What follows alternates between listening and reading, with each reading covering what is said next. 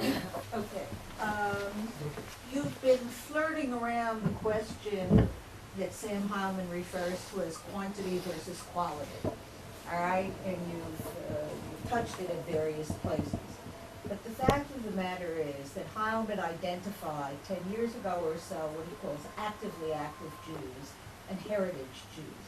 And to what degree do your studies make that distinction? Because the prediction or the aspect for the future of the just heritage Jews or I'm just Jewish is likely to be further intermarriage, not acculturation but assimilation, whereas the actively active Jews, as Heilman's recent book talks about, are sliding to the right, are becoming more observant. And I think that just numbers is not really the factor. The factor is how many are, in however defined, taking part in Jewish activities with a strong Jewish identity. Yeah. I've used the word bifurcated Jewish community, same basic concept like that. I see two things happen. One, we have a group of Jews who are doing more than their parents did, like me. I realized if I had any shot at keeping my kids Jewish, I couldn't be raised like I was raised. Okay? If they needed Jewish camps, they needed, Jewish youth groups, they needed to be involved at a Jewish community center, etc. So you're an actively active Jew. Yeah. But that doesn't mean Then we have people who have clearly gone the other way. Okay? And Steve Cohen puts it as a third, and a third. That there's a third who are strongly committed, there are another third who are very weak and we probably don't have much chance at ever getting.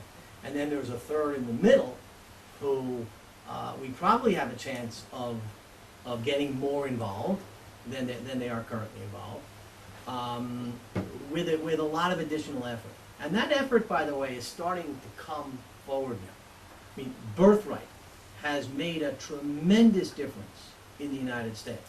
I teach at the University of Miami. I teach some large introductory classes, and I teach across the Middle East politics and economics as well. And I can tell you, when I have had students in my class who've been on birthright, it has certainly affected them. Sheldon Adelson, who just funded my study in Las Vegas, worth $26.5 billion. They just announced the Adelson Foundation, which will be spinning off $200 to $250 million in grants to the worldwide Jewish community each year. Now, Mr. Adelson is not about to run out of money. His wife, by the way, is an Israeli dermatologist, I believe. His net worth is increasing at $1 million an hour.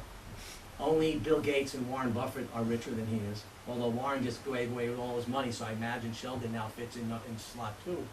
But this $200 to $250 million, and given that I've done the study for him in Las Vegas, and I believe he's read it, or at least parts of it, he now understands, I think, more fully the difficulties that we have in the United States. $200 to $250 million is going to make a difference. He gave an extra $12 million this year to Birthright so more kids could go. He heard in December that they didn't have enough money to send everybody. He said, how much do you need? And he gave $2 million. This is starting to happen. Gary Tobin, another demographer, about 2 years ago, did a study about the fact that among Jewish donors, the mega gifts are not coming to the Jewish community. An example of that, the guy who owns Home Depot, Bernie Marcus, Atlanta. I did the Atlanta study in 1996. Bernie took a look at it and said, we have to completely redo our Jewish community center. He gave $20 million. He also gave, I think, $400 million for the new aquarium in Atlanta and $20 million for the JCC. Now, $400 million JCC really would be more than they needed, admittedly. Okay, but still, the mega gifts have not come to the Jewish community. This work done by Gary Tobin, I think, has brought that to people's attention, and we are now starting to get some of these mega gifts that might make the Jewish community enticing enough to begin to attract more of this middle third. But I think there's no question that within the United States, no matter how hard parents try, there are going to be kids who are going to be saying, why? And leaving Judaism. But that's going to happen less among the Orthodox, because they're much less likely to be exposed to other ideas and other concepts.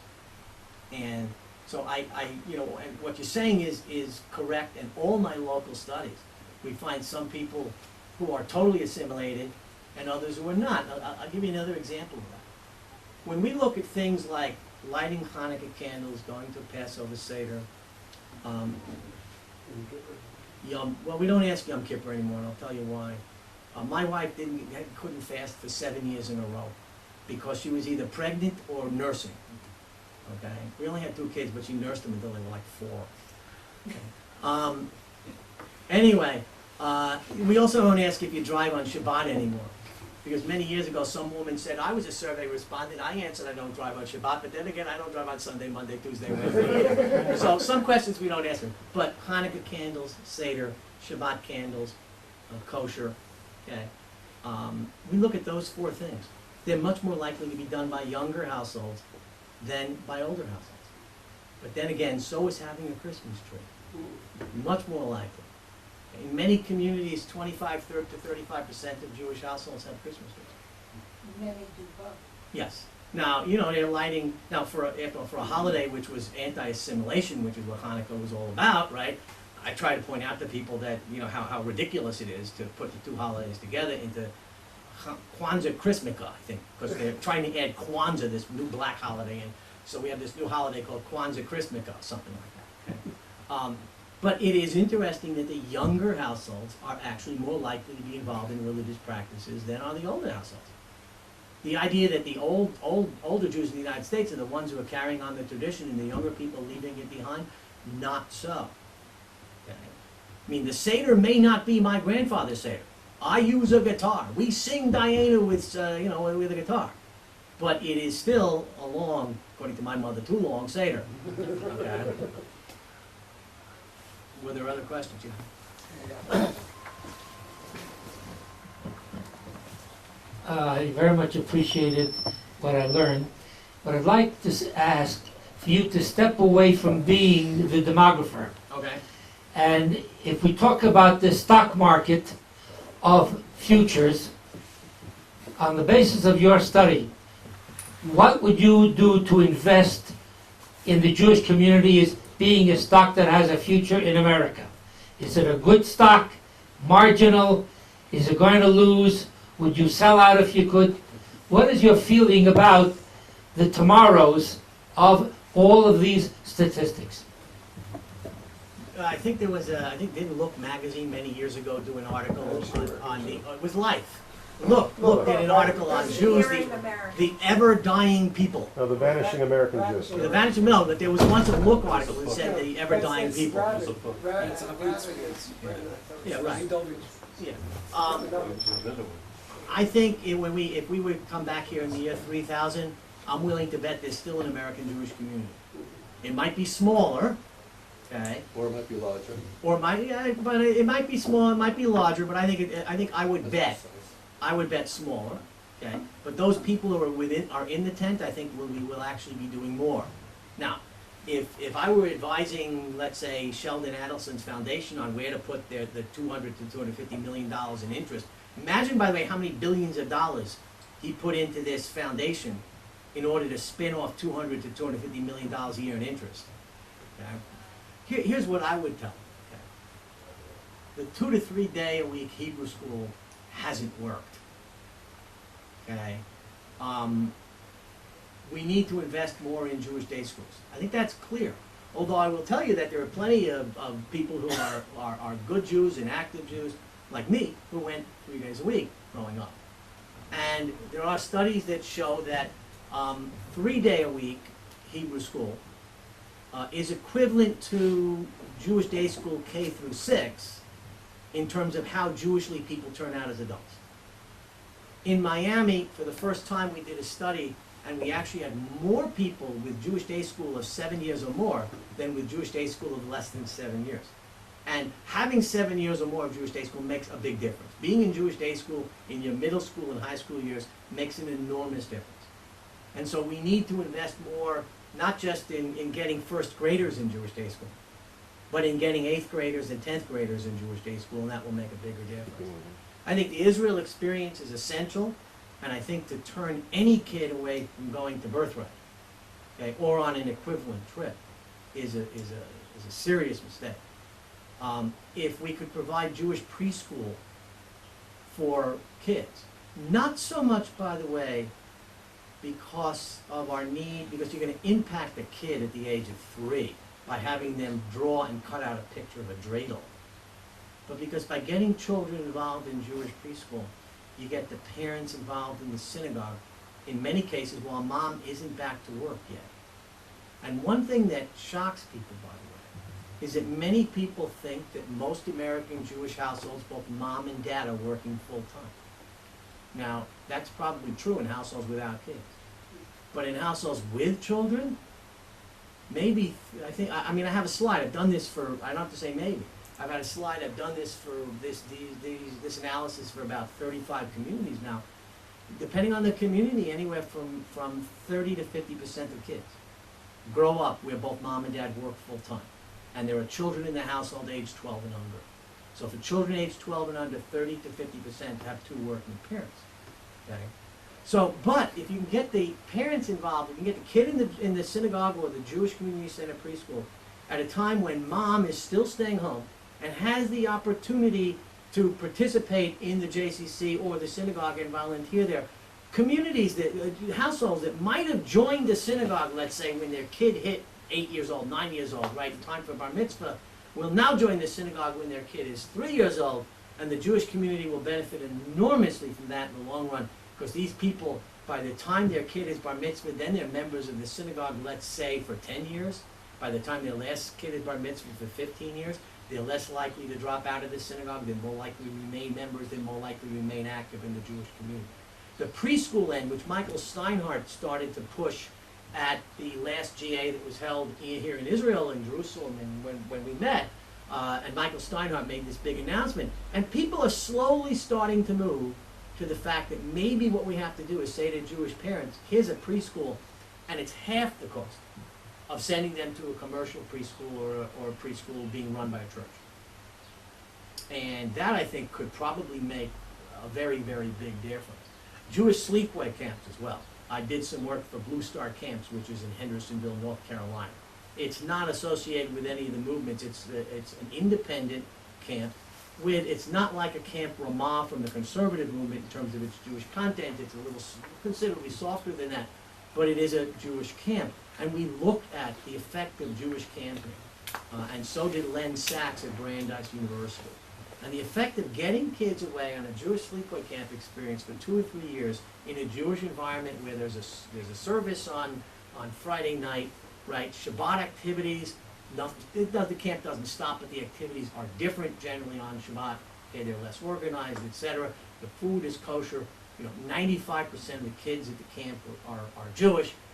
That can have an enormous impact upon many, many children. So, since the 1990 national Jewish population, which no question it paid off. I mean, how many Jews in the world? I haven't heard the number. 52% of American Jews are intermarried. Okay, of course, that's not right either, but that's besides the point. If you want, I can come back to that. That number shook the American Jewish community. And it shook it just about a time where Oslo had been signed, and at that time we were a little less concerned. We thought we were headed for peace over here, etc. The Russian Jews by 1993, let's say, had stopped coming, and this number, 52% of American Jews who got married between 1985 and 1990 were intermarrying. It shook the American Jewish community. And we got Jewish continuity commissions all over the country. And we started to look at our local studies and to say, what is it that happened during people's childhood experience that appears to be correlated with what people are doing Jewishly as adults? By I think it was 1998, I had looked at the effect of, among other things, but the effect of sleepaway camp as a child on behavior as Jewish adults in about 8 or 9 communities. And somebody used the data. They didn't ask me, they just looked it up. They were putting together a foundation for Jewish camping in New York. It's unbelievable how many American Jewish households send their kids to a Jewish sleepaway camp or Jewish day camp every summer. When we design the questionnaire, we call it, how are you getting rid of your kids this summer? And it's incredible how many people send their kids to a sleepaway camp or a day camp. Okay? And a high percentage of people who do. Make it a Jewish sleepaway camp or a Jewish day camp. If we can get that percentage up by making the Jewish sleepaway camp, instead of being somewhat more expensive, somewhat less expensive, that will also have an effect. So they put into they're collecting money in New York, the foundation, these people make donations to it, the interest is used to give scholarships to kids, for kids to go to Jewish sleepaway camp. So as a result of the 1990 study, there's a significant amount of things that are happening that will hopefully strengthen the American Jewish community. So my bet would be that the long-term future is probably a decrease, okay? But that there will still be a strong Jewish community in the United States in 1,000 years, in 100 years. Besides, there was an episode of Star Trek where a guy pulled out his tefillin. So it must be true that there will be Jews here in the year 2400, yes. Your last comment related to that notion, the high cost of being Jewish. Mhm. All of the experiences that you've mentioned do cost a bundle of money. Yes, they do. Birthright is the one exception which really has attacked that issue. To what extent, in your working with community policies, foundation policies, are they doing more than walking the walk or talking the talk? Are they really dealing with that issue? You know, Where we asked the question, by the way, in the National Jewish Population Survey, and the results are somewhere at the Jewish Data Bank website, and it is incredibly expensive. I mean, we just got our bill for our synagogue. Now, my wife's been a vice president, et cetera, and on the board for many years. So we give high membership, which is now $3,000 a year. But our basic membership right now is $1,800. Now, in addition to that, there's a $200 assessment this year for what Hurricane Wilma did to our roof. So that's $2,000. Each kid in Hebrew school is $300.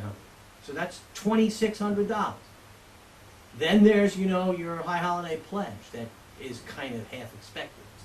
I don't think there's any American synagogue that I know of that announces these things anymore. But it's expected. I mean, people come to services, they're expected. So by the time you get done, guess what? If you've got 2 kids in the Hebrew school, it's $3,000 a year. And while American Jewish incomes are relatively high, and to some extent it's a matter of priority, $3,000 is a big hunk of money. and that's not day school, high school. It's not day Israel. school, right. It's not day school. Day school tuition today for elementary can be eight to 10,000. For high school can be 15 to 20,000 Right. per kid. Yeah, this is a tremendous problem. It is very expensive to be Jewish. One can be Jewish in Israel just by breathing the air here. Okay, I know. I agree. And I read all the studies about the extent to which Israelis aren't Jewish. I've also read studies about the extent to which Israelis don't know anything about the American Jewish community. Yeah. We have a different kind of assimilation. Right, yes. Here, when you assimilate to be Jewish. In the United States, yeah, okay, I agree. But in the United States, when you assimilate, you're no longer Jewish. Thank you. Thank you all. Thank you so much. We hope to have you back on the local community.